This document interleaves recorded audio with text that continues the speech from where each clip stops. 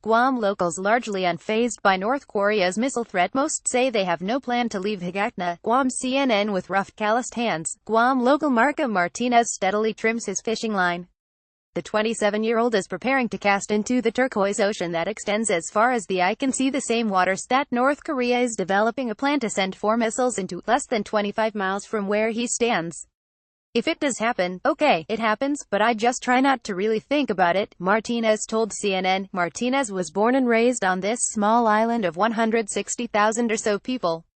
They're used to living with intimidation from North Korea, including in 2013 when Pyongyang warned that the island was within its striking range. However, the latest round of tensions firmly puts Guam at the center of a very specific and potent threat. A plan to fire 4 ballistic missiles into the stunning blue waters off the coast is being prepared for Supreme Leader Kim Jong-un by mid-August, state media reported Thursday. No one knows if or when the North Korea leader will give the order to launch. North Korea's estimated splashdown of the missiles would place them just outside Guam's 12 nautical mile territorial waters, but well within its 200 nautical mile exclusive economic zone waters where locals fish for tuna and blue marlin. Like Martinez, most of the dozen or so residents CNN spoke to weren't panicked. The U.S. military has a large presence here. Its bases cover almost a third of the island's land area and prepares for worst-case scenarios like this. However, that doesn't mean people aren't worried, said Jodianne Santos, who works at the Guam Museum. We're told to keep calm and that we're well protected, but the reality is we could be here today and gone tomorrow, she said. The island's governor, Eddie Colvo, has offered assurances, saying the island is well protected, including with the THA-80 missile defense system, which is specifically designed to shoot down ballistic missiles.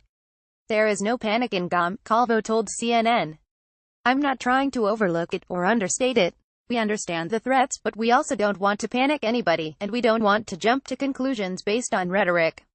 As he fishes, Martinez says North Korea remains at the back of his mind, despite his best efforts not to think about it. And he's pretty sure he's not alone. Sometimes I feel like they fear it, but they just don't want to show it, don't want to express it, Martinez said. That's just sometimes how people are. They don't want to show their fear inside. If there is fear among Guam's younger community, however, you wouldn't know it at Infusion Coffee. The irreverent young staff behind the counter joke about the North Korean threat. They're even trying to perfect a mushroom cloud design in the foam on their lattes. We take it lightheartedly, said Mark Alex, 26. We also know it's very serious. We know that any moment, they could send those weapons, but I think a lot of us in the end are not too worried. However, as customers sip on their coffee and grab lunch, Kim Jong-un's threat is what many are talking about. But it's not the same talk of impending crisis you hear from politicians on the U.S. mainland, a place where Guam is rarely seen on the news. People are worried about their families stressing out, not a nuclear showdown. Most people that live here, they've heard this before, said Aaron Berger, who's lived here more than a decade. I'm really not concerned about it. We've been talking about this for more than 2 years. The silver lining, in Berger's view, is that people in the mainland U.S. now knew more about his adopted home, an island that was a Spanish colony before the U.S. took control in 1898. Berger said the news is prompting his family to ask him when he's coming home.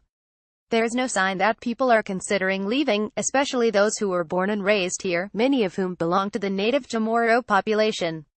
Guam is also a popular destination for Asian tourists, especially from Japan and South Korea, but, for now, there are no real signs that travelers are canceling trips. It's hard to find a room at the resorts dotted around the island. The island is no stranger to conflict. It was occupied by the Japanese for 3 years during World War II, the only U.S. territory to be invaded, and the July 21st Liberation Day holiday is one of Guam's biggest celebrations. If our past generations dealt with it, so can we, said Santos, the Guam Museum employee, who was born and raised on the island. There's nothing in the world other than God that would make me relocate and move away from my home. CNN's Pamela Boykoff and Ivan Watson contributed to this report.